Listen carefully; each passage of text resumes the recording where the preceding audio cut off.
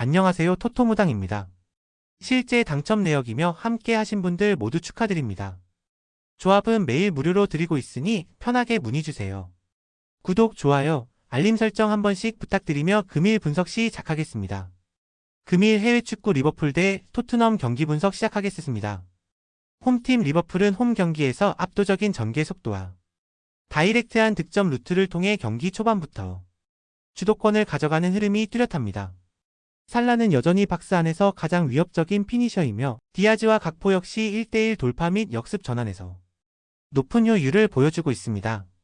중앙 미드필더들의 커버 범위가 넓고 전방 압박 이후 2차 볼 회수 능력이 좋아 토트넘과 같은 후방 빌드업 팀을 상대로 실전에서 강한 압박 우위를 기대할 수 있습니다. 원정팀 토트넘은 현재 손흥민의 결장 가능성이 대두되며 전방의 서해 파괴력에 직접적인 타격이 예상됩니다. 히샬리송과 클루셉스키는 공격 전개에서 일정 역할을 수행하고 있으나 결정력과 찬스 창출력 모두 손흥민의 존재와 비교하면 무게감이 떨어집니다. 드라구신 이탈로 인해 수비 밸런스도 흔들릴 수밖에 없는 구조이며 리버풀의 강한 전방 압박에 대한 탈출 루트가 제한적인 상황입니다. 특히 전방 압박을 견디지 못할 경우 볼 소유권을 쉽게 넘겨주며 실점으로 이어지는 위험이 큽니다. 리버풀 승을 봅니다. 리버풀은 경기 전체를 강하게 밀어붙이는 전개 방식과 박스 안에서의 피니시 효율까지 모두 정돈된 흐름을 유지하고 있습니다. 손흥민의 결장은 토트넘 공격의 방향성과 무게 중심을 송두리째 흔드는 변수이며 이 경기는 압도적 전개 밸런스를 갖춘 리버풀이 경기 주도권을 끝까지 틀어질 가능성이 매우 높습니다. 금일 해외 축구 노팅엄 대 맨체스터 시티 경기 분석 시작하겠습니다. 홈팀 노팅엄은 4-4-2 포메이션을 유지하며 우드 엘랑가의 활동량과 속도를 활용한 역습 패턴을 자주 활용합니다. 하지만 중원에서의 볼 점유율 확보에는 다소 어려움을 겪고 있으며 수비 시 간격 유지가 불안정한 흐름도 지속되고 있습니다. 특히 맨시티처럼 점유율과 공간 점유가 강한 팀을 상대로는 수비 블록이 무너지는 시간대가 점점 빨라지는 현상이 반복되고 있습니다.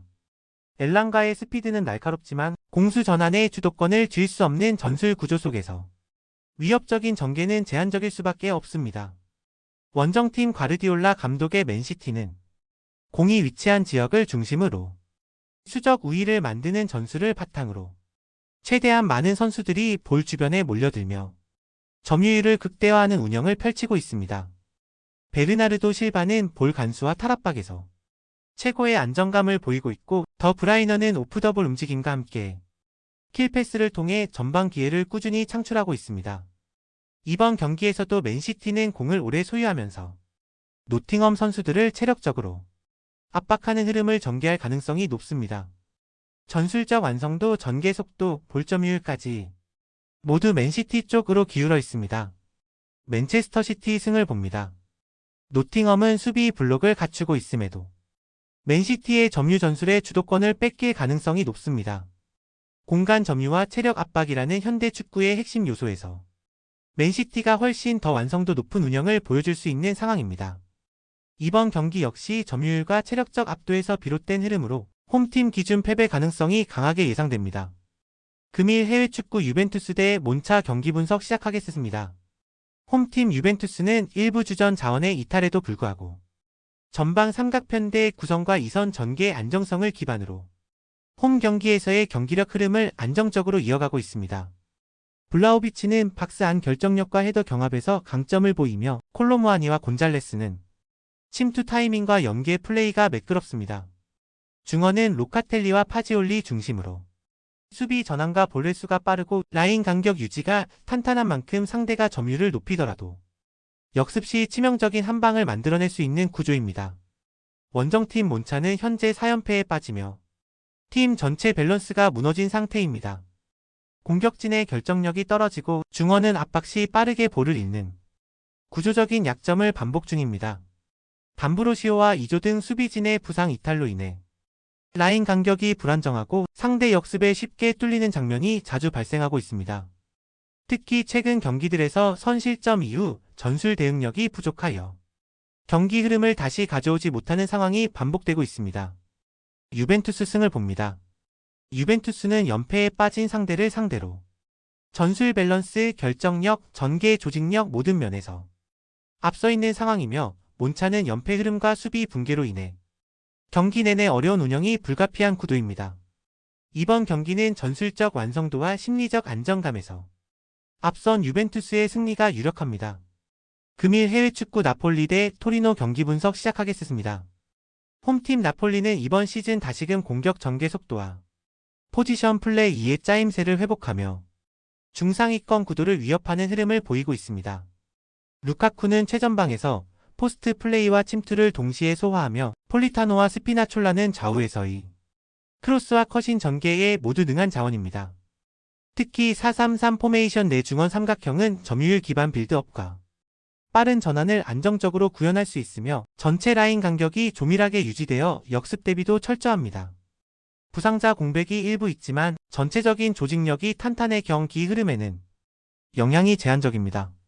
원정팀 토리노는 기본적인 수비 라인은 견고하지만 공격 전개에 있어서 득점 루트가 제한적이며 특히 사파타의 부상 이탈은 전방 결정력에 큰 타격을 주고 있습니다. 4-4-2 포메이션 내 측면 전개가 단순하고 엘마스와 카사데이의 연계 패스는 연결이 끊기는 장면이 자주 발생하고 있습니다. 중앙 점유율도 떨어지는 흐름이며 나폴리의 압박을 견디기엔 빌드업 안정성이 부족합니다. 수비 시 박스 근처에서 몰리는 수비를 반복하면서 결국 슈팅을 허용하는 패턴이 많아 실점 위험도 큽니다. 나폴리 승을 봅니다. 나폴리는 전방 구성과 중원 밸런스가 정돈되어 있으며 전술 완성도 측면에서 토리노와의 차이를 확실히 보여줄 수 있는 구조입니다. 토리노는 전개의 정밀도가 떨어지고 수비 조직도 흔들리는 상황으로 이번 경기는 전력과 전술의 격차가 결과로 드러날 흐름입니다. 나폴리 승리를 강력히 추천합니다. 더 많은 경기의 정보와 분석이 궁금하시다면 영상 하단의 댓글을 확인해 주시면 되겠습니다. 높은 적중률을 위한 방법은 양질의 정보입니다. 무턱대고 남들 따라 했다간 손실만 볼 뿐입니다. 최대한 전문가의 도움을 받아서 양질의 정보와 높은 적중률을 경험해보세요. 주저없이 유튜브 여러 전문가의 도움을 받아보시는 걸 추천드리고 당장 수익을 위해 가입비 내고 이용하는 곳에서 절대로 이용하시지 마시고 유튜브 여러 영상을 참고하셔서 베팅하시는 걸 추천드립니다. 오늘도 영상 시청해주셔서 감사드리고 건승하는 하루 되시길 바랍니다.